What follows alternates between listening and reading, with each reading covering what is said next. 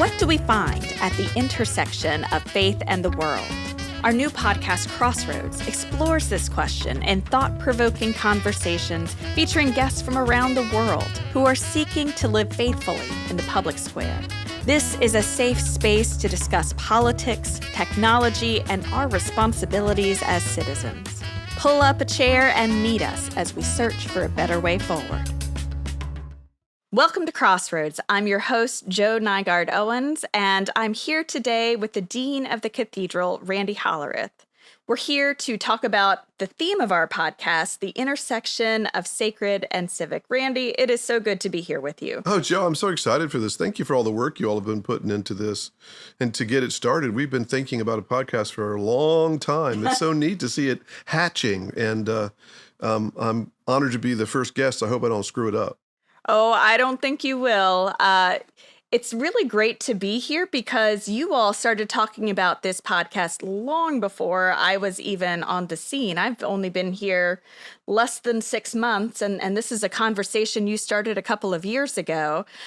We have an amazing team of folks working behind the scenes to help put this together, brainstorming topics, interviewing guests, all sorts of things. Or standing in the room looking at us at the current yes, moment. as the case may be. Yeah, well, it's exciting that we're doing this. It took a long time for this to become reality, but as we always joke, Cathedral time is different from every other time. Yes. You know? As we're dreaming about podcast topics, we're really looking at this intersection of sacred and civic, which we'll get into a little bit more, but it's really about how we live as people of faith out in the world. How do we take this faith that feels easy and natural inside the church walls and live it out as people where situations can get difficult, where topics seem overwhelming, where we get into disagreements with people that we love? This is where I think this podcast is going to be really helpful. Amen. The intersection of sacred and civic. So, Randy, this is a phrase that I've heard you talk about a good bit, but let's unpack it to start out with. What do you mean by sacred, and what do you mean by civic?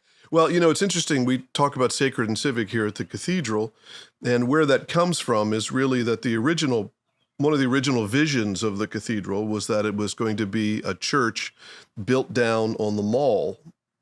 Pierre L'Enfant had it in his original plans, that it would be built down there. And of course, that never happened. We have a separation of church and state.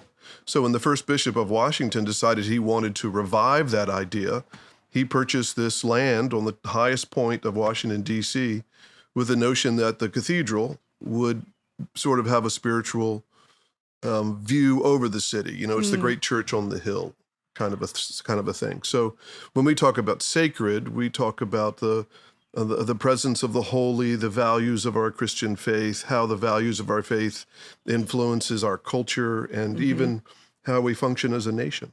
And for civic, we think about everything in the broad spectrum. Civic means the political life of the country, especially the political life of Washington, D.C., since we're here. But it also implies what it means to behave in a civic and civil way, and how our values as Christians weigh in on how we ought to treat one another and be with one another, whether we're dealing politically or whether we're just talking day to day. So often we can think about sacred as something that is set apart, that it's removed from what's around us. And so looking at this intersection of sacred and civic, we're really bringing them together. Not saying that church needs to run public life, but we as people of faith are people of faith in the world. I think part of what it means to proclaim the gospel as Christians is to speak about the values of what it means to be a Christian and how we're called to behave in the world. And I think that has implications not only for people who go to church, but I think it has implications for how we treat one another as a nation. And since this is the national cathedral, it seems to me that one of the most important things we can do is to be a platform and to speak into the larger task of being an American and what that means, and how we treat one another, how we act politically, how we think. You know, the gospel has lots of implications. You know, and when you can't have Jesus say, love your enemies, do good to those who hate you, bless those who curse you, then not seeing those things as having implications for the wider society.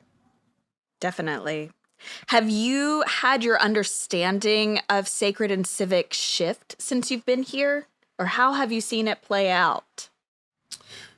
Yeah, well, I think what's really interesting is that the cathedral has always been a platform, right? It's not only a beautiful place for worship, which is our primary reason for existence, but it's also a platform to speak into the wider culture. So unlike a normal congregation or parish, we have an ability to speak beyond ourselves in ways that other churches don't. And so we see a great responsibility to use that appropriately. So it seems to me that the whole idea of what it means to be sacred is reaching beyond the walls of the cathedral. That's beautiful. So, Joe, you're fairly new to the cathedral, and it's so great having you around here. But your husband is the dean of a cathedral in Ohio, and you're you have a lot of knowledge and experience in congregational life, in parish life. How do you see what this cathedral does is different from what, say, you all are doing in Cleveland? There's an immediacy here in DC that you don't find the same way out in Ohio or when we were in North Carolina. The pace of life is different here. Things are always happening. And there's this sense that we need to respond and be responsive, be active and proactive in the midst of all that's happening. So you have been very focused this year, this election year, on how can we be in conversation with people we disagree with? How can we bring civility to conversations that are hard? And while that's sort of on the mind out in the country as a whole, it doesn't feel the same pressure out there as it does here. And so I see the cathedral being a leader in that and hopefully spurring conversations out in other parts of the country.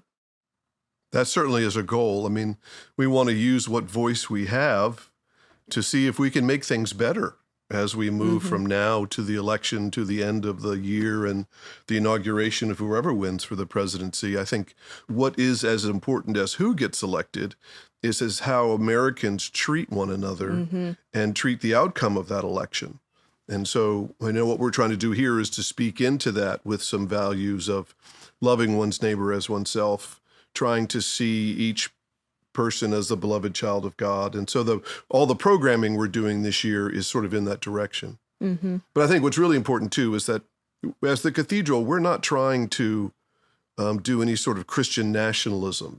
This is not trying to merge the church with government. This is the church trying to speak the gospel message into the life of the nation and specifically into the life of Washington, D.C. Sometimes we're a foil, sometimes we need to be prophetic, sometimes we're trying to be supportive, but it's not wrapping the church in the American flag or wrapping the government in the cross, so to speak, right? Right. We have a different role than that. I've heard you talk about that the gospel is political but not partisan. Can you say a little bit more about that?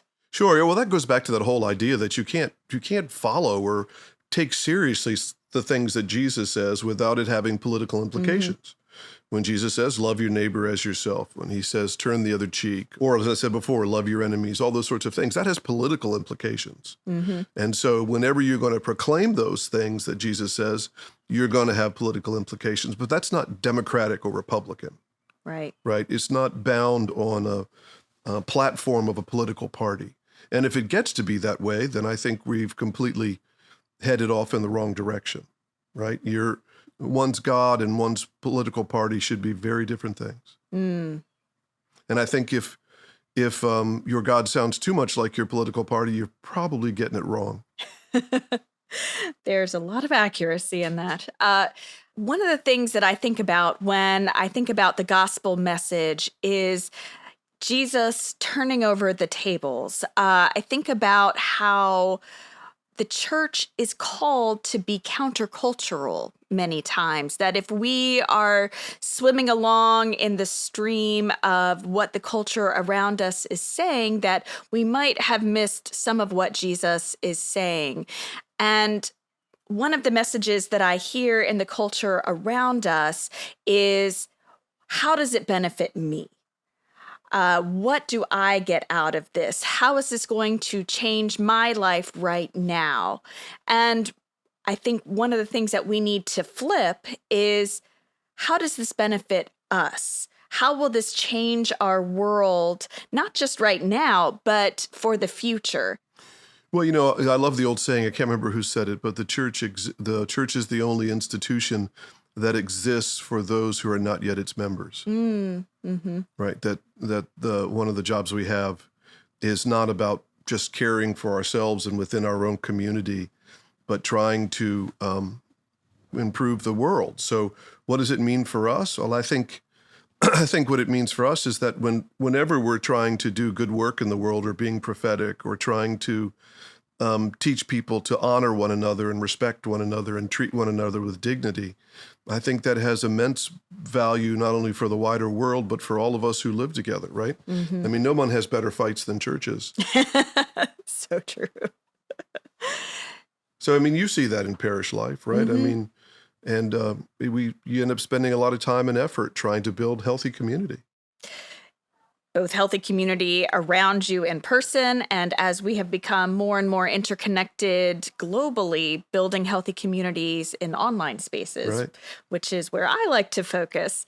And in our online spaces, it's even harder to bring our best selves, because we have this wall of invisibility that, oh, nobody can see me and know what I'm doing, but I'll just lob this comment out there that tends to blow things up. And yet at the same time, what's been really great about the ministry you're doing is we've also seen, because of all the experience we've had during COVID, is that there can be some real genuine intimacy in the digital space if it's done right.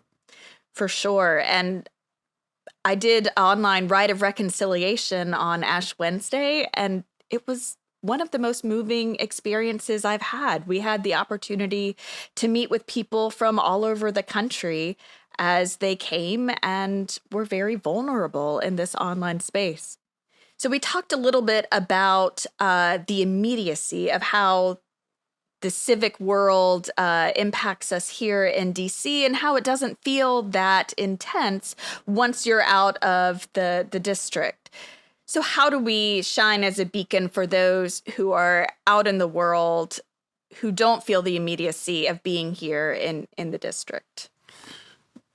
Well, to a certain degree, what we're trying to do is shorten the distance a little bit, I think, by, really what we're doing is we're talking about values, right? And whether you live in Washington, D.C. or Cleveland or Canada, or, we even have folks from other side of the world, Australia and places like that, the values that we're talking about are not purely American values, right? I mean, they're Christian values that I think have a lot of power and reach around the country and around the world in their own context, right? I mean, how we treat one another as the beloved child of God, right? How we honor one another's differences, how we learn to forgive, how we learn to listen to each other. Those are, those not only are important when you talk about, House and Senate, but they're also important when you talk about families or just everyday, everyday existence. How many people in our country are within families where they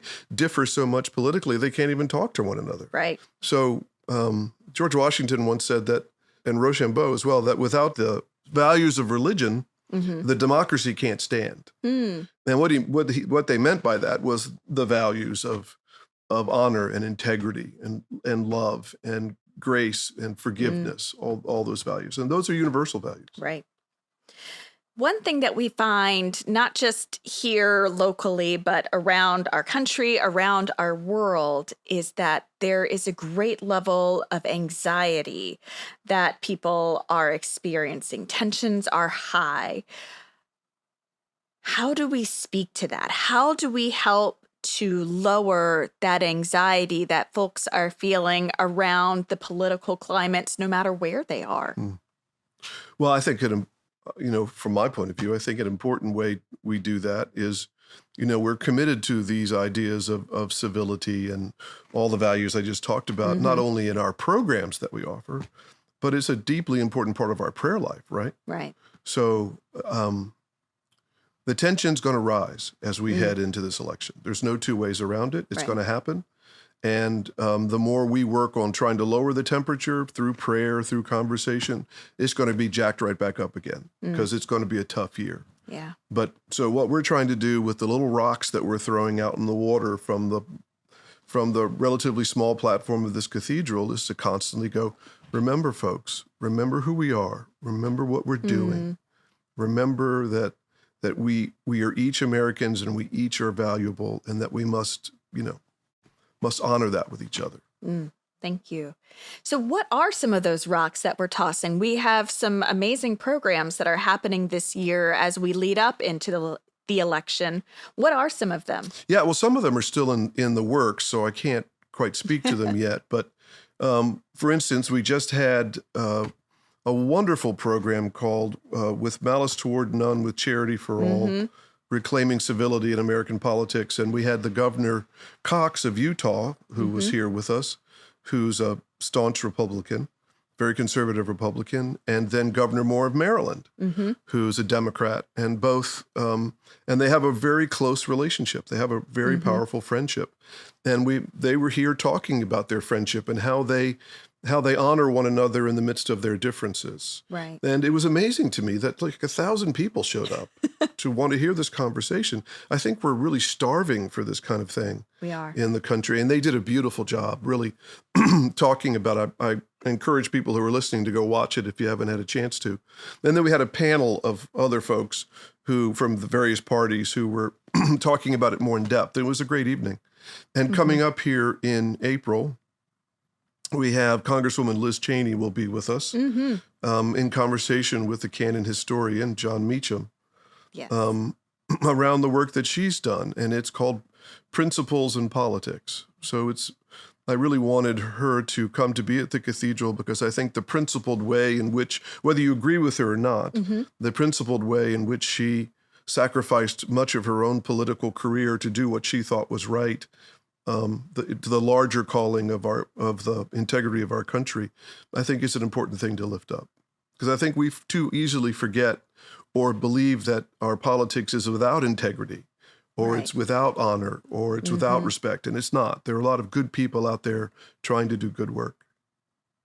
Well, thank you for spearheading this program, and we can't wait for the evening with Liz Cheney and John Meacham on April 24th, and whatever programs come after that.